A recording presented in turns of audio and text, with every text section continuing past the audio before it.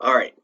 Getting back to what we had been talking about. Okay, the 1936 Summer Olympics. Big thing. It was obviously Summer Olympics. It was being held in Berlin, Germany, which was being controlled by the Nazis at the time. Was going to be presided over by Adolf Hitler himself. The reality was a lot of people didn't know much about what the Nazis were up to at this point. A lot of people were actually very, very impressed with how the country was being run, how efficient things worked with the games. While the games were going on, they did an awful lot of work to cover up the restrictive type of things that were going on in the country at the time. The interesting thing to come out of it was all the while Hitler's, saying these things about how there was a superior race and how he wanted to create a superior race. And at that game, an African American named Jesse Owens, actually wound up winning four gold medals right in Hitler's face and kind of made him look a little bit ridiculous for his beliefs. The House Un-American Activities Committee. It's actually going to start here. It's going to get a heck of um, a lot more influence, I guess, in the 1940s once we get into the Cold War. But just to introduce it here, House Un-American Activities Committee. It was also known as the HUAC. It was a group that was put together by the House of Representatives trying to find communists in the United States of America. For right now, we'll leave it at that. And we'll talk about it a lot more later. But they were searching for communists, trying to find communists in the United States, trying to keep that influence away from the U.S. Albert Einstein, the atomic bomb. We mentioned earlier the Manhattan Project. That's what created the atomic bomb.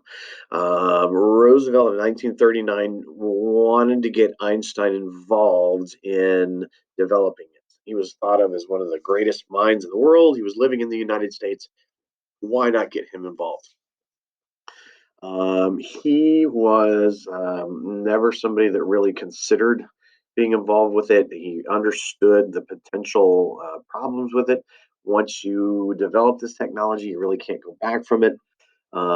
He didn't. He understood the potential implications for what was going to come if you created this. Didn't want anything to do with it. So he told them no, he was not interested, declined to participate.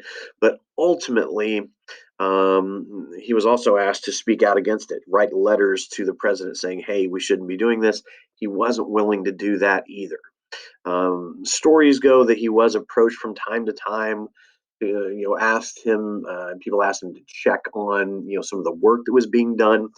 Supposedly, he did participate in that way, but nothing ever official. And then finally, The Wizard of Oz. There was a movie that was released in 1939, got a lot of attention into theaters. But the book that it was based on was actually written in 1900. I bring that up because a lot of people associate it with the 1930s and actually see a lot of symbolism that matched what was going on with the Great Depression.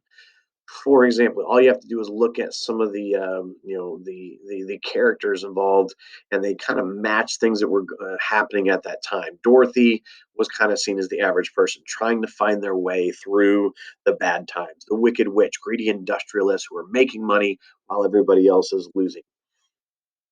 The scarecrow, the poor farmers in the Midwest that were being affected by things like the Dust Bowl, the Tin Man factory workers that were just kind of left out in the cold, the cowardly lions seen as maybe politicians that had all kinds of promises but never really delivered on anything, couldn't actually fix the problems that were going on.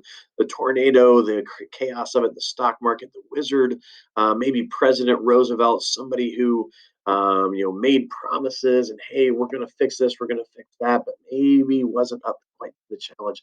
A lot of people saw a lot of symbolism here, a lot of themselves in the Wizard of Oz, even though it would actually have been something that was originally written long, long before the 1930s.